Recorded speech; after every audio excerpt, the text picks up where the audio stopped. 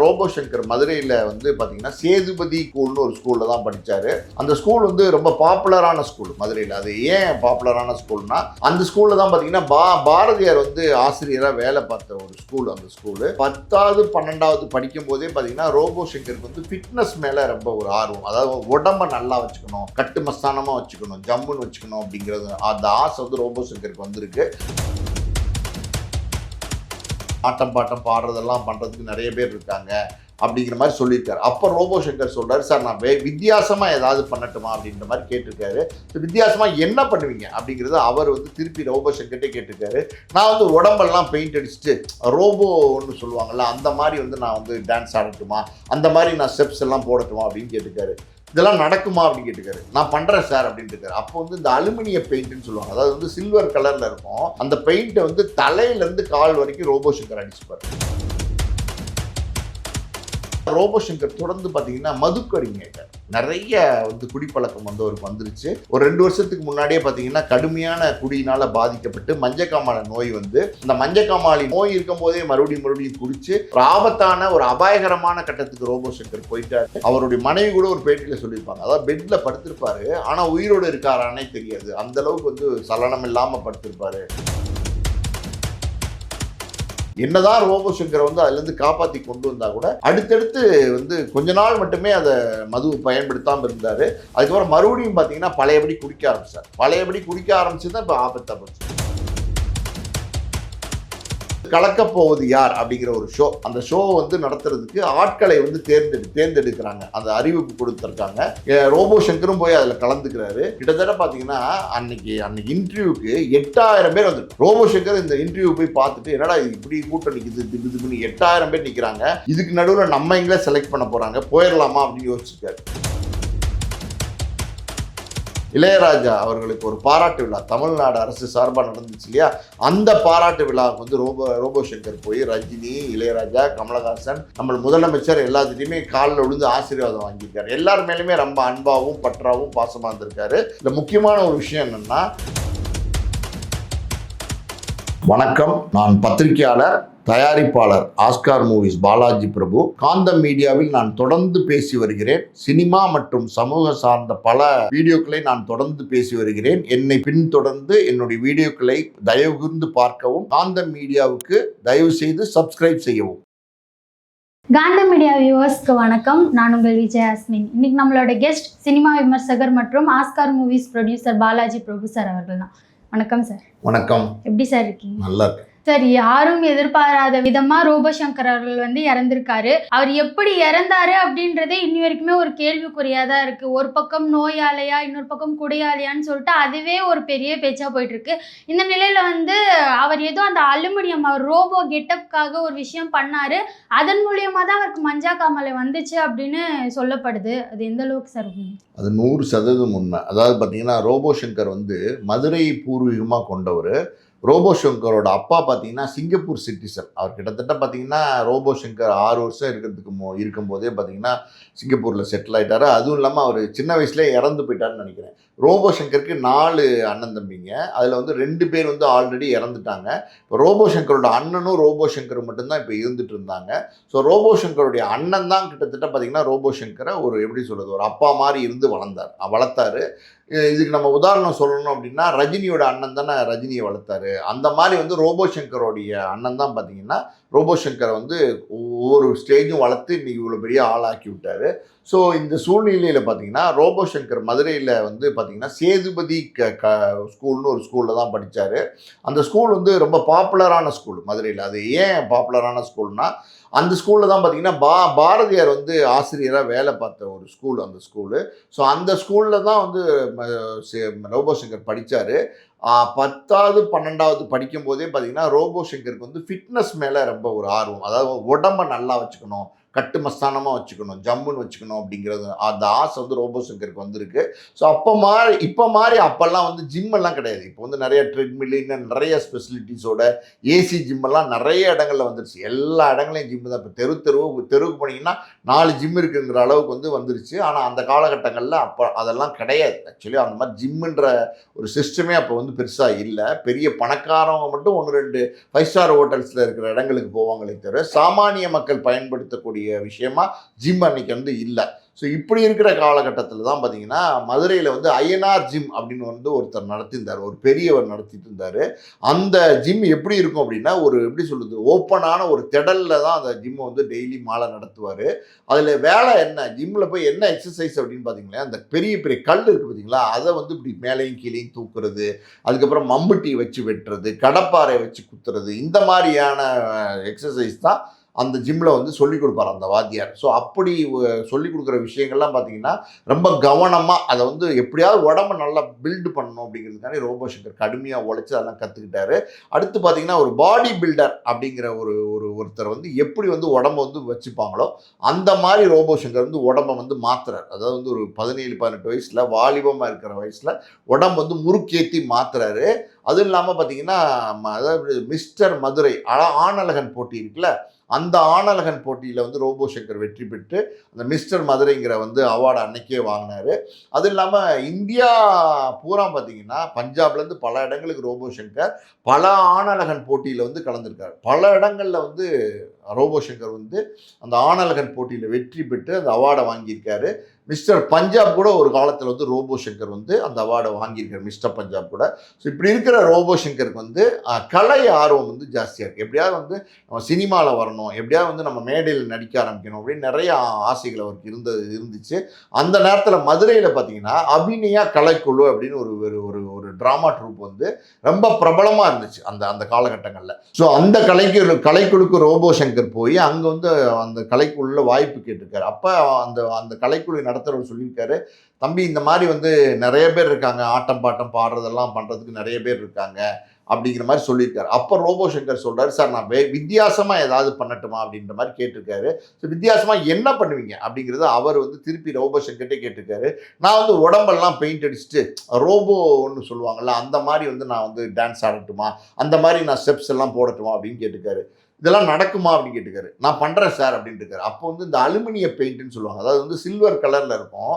அந்த பெயிண்ட்டை வந்து தலையிலேருந்து கால் வரைக்கும் ரோபோ சங்கர் அடிச்சுப்பார். ஆள் அடிச்சு விடுவாங்க, ஃபுல்லாக பெயிண்ட் அடிச்சுப்பார். பெயிண்ட் அடித்து அந்த நாடக மேடையில் நடுவில் பார்த்தீங்கன்னா ரோபோ சங்கரோட டான்ஸ் எல்லாம் வரும். அதாவது ரோபோ பார்த்துருப்பீங்கல்ல, அதே மாதிரி ஸ்டெப்ஸ் எல்லாம் போட்டு பாடுவார், ஆடுவார், அதெல்லாம் பண்ணுவார். அது வந்து புதுசாக பார்க்குறாங்கல்ல இந்த மாதிரி ஒரு விஷயத்த, மக்களுக்கு ரொம்ப பிடிச்சி போச்சு. அப்போ வந்து ரோபோ சங்கருக்கு நிறைய வரவேற்பு கிடைக்க ஆரம்பிச்சிருச்சு.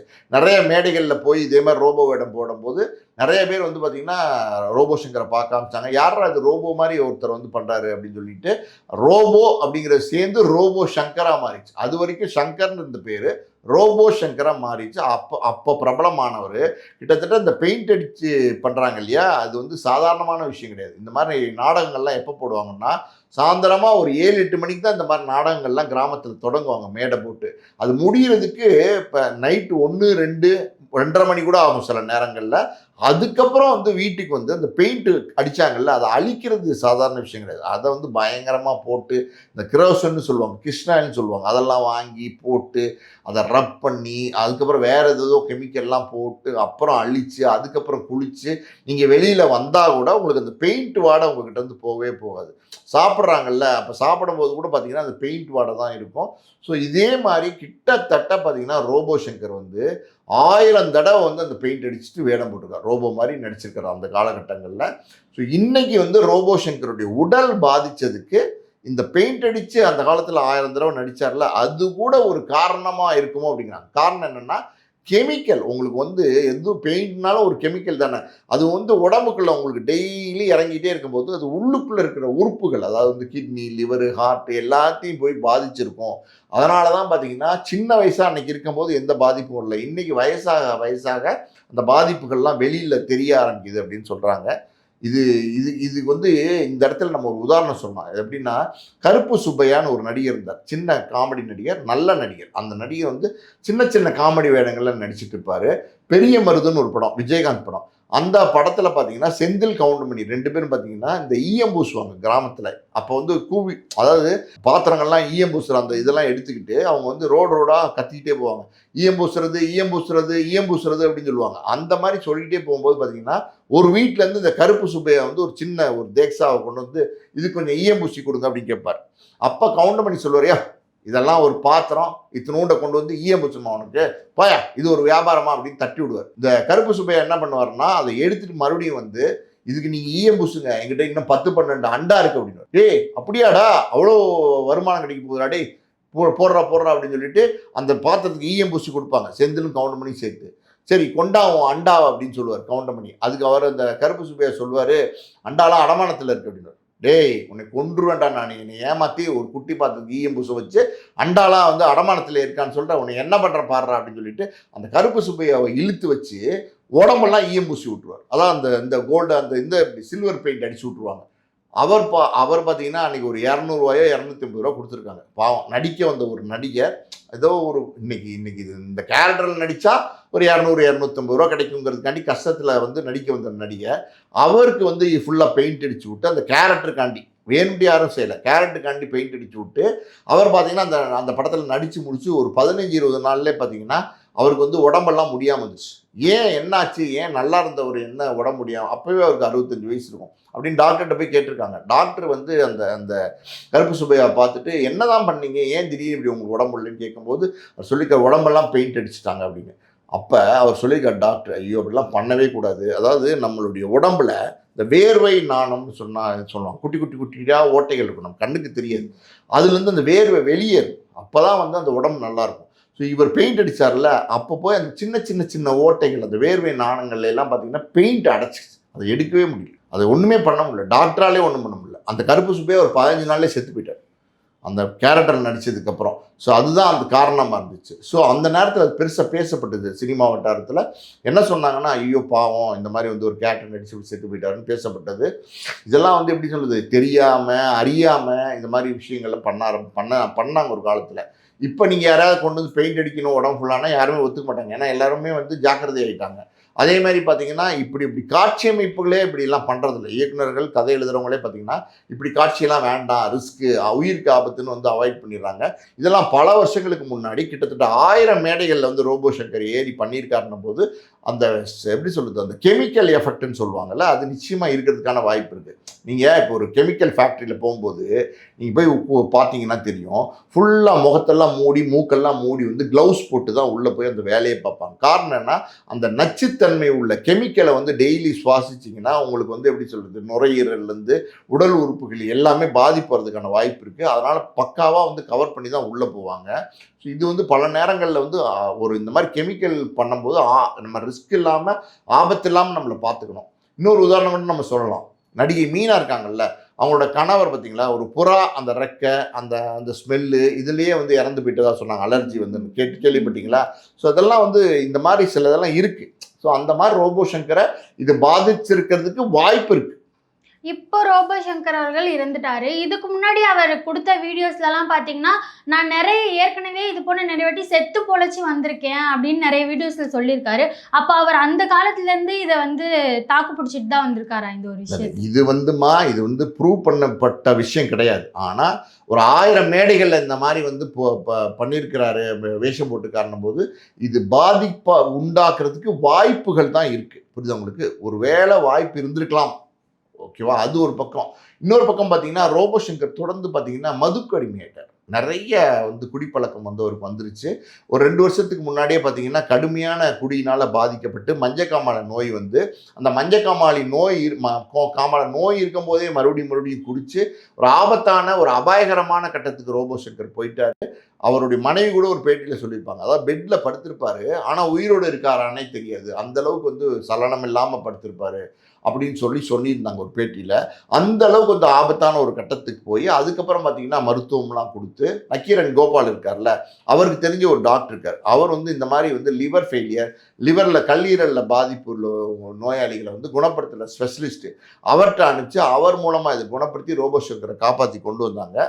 என்னதான் ரோபோ சங்கரை வந்து அதுலேருந்து காப்பாற்றி கொண்டு வந்தால் கூட அடுத்தடுத்து வந்து கொஞ்ச நாள் மட்டுமே அதை மது பயன்படுத்தாமல் இருந்தார். அதுக்கப்புறம் மறுபடியும் பார்த்தீங்கன்னா பழையபடி குடிக்க ஆரம்பிச்சு தான் இப்போ ஆபத்தாக போச்சு. இங்கே ஆல்ரெடி உங்களுக்கு கல்லீரல் வந்து ஃபெயிலியர் ஆயிடுச்சு, இப்போ பழையபடி நீங்கள் குடிச்சிங்கன்னு வச்சுங்களேன், அந்த கல்லீரல் வந்து மேலும் வந்து டேமேஜ் ஆக ஆரம்பிச்சிடும். அந்த கல்லீரல் ஃபெயிலியர்னு தெரிஞ்சால், அதுலேருந்து உங்களை காப்பாற்றிட்டாங்கன்னு தெரிஞ்சால் நீங்கள் என்ன பண்ணணும்னா அடுத்து தொடர்ந்து வந்து அதுக்கேற்ற மாதிரி உணவு வகைகளை மாற்றிக்கிட்டு நீங்கள் சாப்பிட்டீங்கன்னா உங்களை ஒன்றுமே பண்ண பண்ணாது. நீங்கள் இந்த மாதிரி வந்து எப்படி சொல்கிறது, நீங்கள் அதையும் பொருட்படுத்தாமல் தொடர்ந்து சாப்பிட்றது, மது பழக்கத்துக்கு அடிமையாகிறது, இதெல்லாம் பண்ணீங்கன்னா உயிருக்கு ஆபத்து தான். அப்படி தான் வந்து ரோபோ சங்கர் வந்து ஒரு நல்ல கலைஞர், அதாவது அற்புதமான கலைஞர். இன்னும் நிறைய விஷயங்கள் ரோபோ சங்கரை பற்றி சொல்லணும்னா சொல்லலாம். இது என்ன அப்படின்னா, மதுரையிலேருந்து நடிப்பு வாய்ப்பு தேடி வந்து சென்னைக்கு வரார் ரோபோ சங்கர்.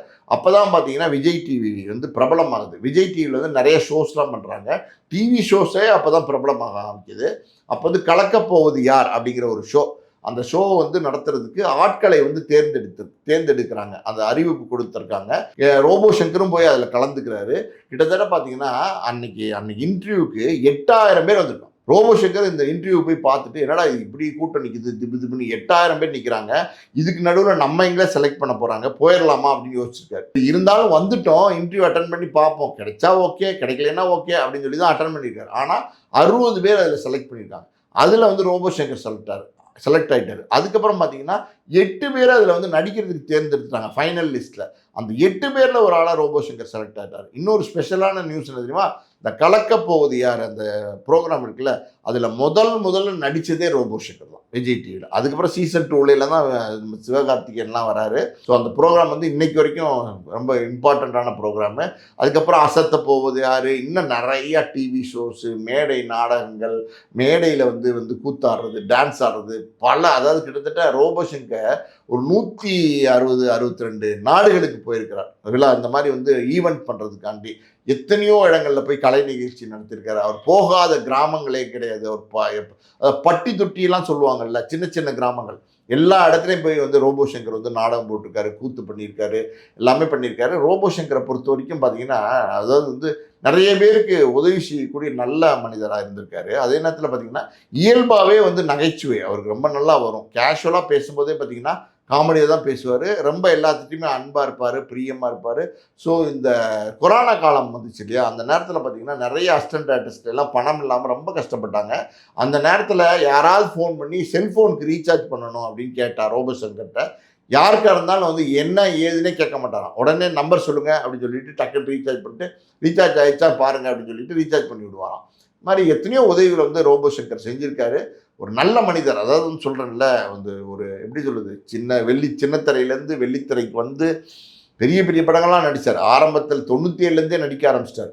97லேருந்து சின்ன சின்ன வேடங்கள்லாம் நடித்து, அப்போ தீபாவளின்னு ஒரு ஜெயம் ரவி படம் வந்துச்சு, அதில் வந்து கொஞ்சம் நல்ல முக்கியமான கேரக்டர் கிடச்சி, இதற்குத்தானே ஆசைப்பட்டார் பாலகுமார். அந்த படத்தில் எப்படி சொல்கிறது, நம்ம விஜய் சேதுபதியோட நடித்து அடுத்தடுத்து நிறைய படங்கள், மாரி தனுஷோட நடித்தார், விஸ்வாசம் வந்து அஜித்தோட நடித்தார், புலி வந்து விஜயோட நடித்தார், வேலைக்காரன் வந்து சிவகார்த்திகேயன் நடித்தார், வாய மூடி பேசு அப்படின்னு ஒரு படம். அந்த படத்தில் வந்து காமெடி எக்ஸலண்ட்டாக இருக்கும் ரோபோ சங்கரோட காமெடி. அதே மாதிரி பார்த்தீங்கன்னா வேலைன்னு வந்துட்டா வெள்ளைக்காரன், அந்த படத்தில் வந்து காமெடிலாம் செமையாக இருக்கும். அதாவது வந்து நிறைய படங்களில் தொடர்ந்து நடிச்சுக்கிட்டு இருந்தார், நிறைய நாடகங்கள் போட்டிருந்தார், நிறைய மேடையில் ஷோஸ் பண்ணிகிட்டு இருந்தார், விஜய் டிவியில் தொடர்ந்து வந்து பண்ணிகிட்டு இருந்தார், எல்லாமே பண்ணார். இப்போ சமீபத்தில் பார்த்தீங்கன்னா இளையராஜா அவர்களுக்கு ஒரு பாராட்டு விழா தமிழ்நாடு அரசு சார்பாக நடந்துச்சு இல்லையா, அந்த பாராட்டு விழாவுக்கு வந்து ரோபோ சங்கர் போய் ரஜினி, இளையராஜா, கமலஹாசன், நம்ம முதலமைச்சர் எல்லாத்துட்டையுமே காலில் விழுந்து ஆசீர்வாதம் வாங்கியிருக்காரு. எல்லார் மேலேயுமே ரொம்ப அன்பாகவும் பற்றாவும் பாசமாக இருந்திருக்காரு.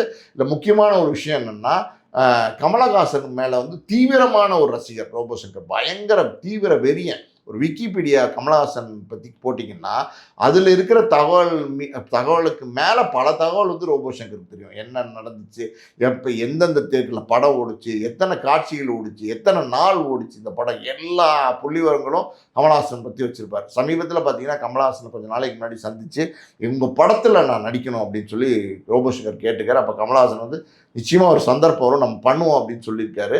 ஆனால் அந்த ஆசை, அந்த ரோபோ சங்கர் கமல் 2 பேர் சேர்ந்து நடிக்கணும்னு ஆசைப்பட்ட அந்த ஆசை வந்து கடைசி வரைக்கும் நிறைவேறவே இல்லை. ஆனால் கமலஹாசன்கிட்ட போகும்போது ஒரு விஷயம் கேட்டிருக்காரு, எனக்கு ஒரு முத்தம் கொடுங்க சார் அப்படின்னு கேட்டிருக்காரு.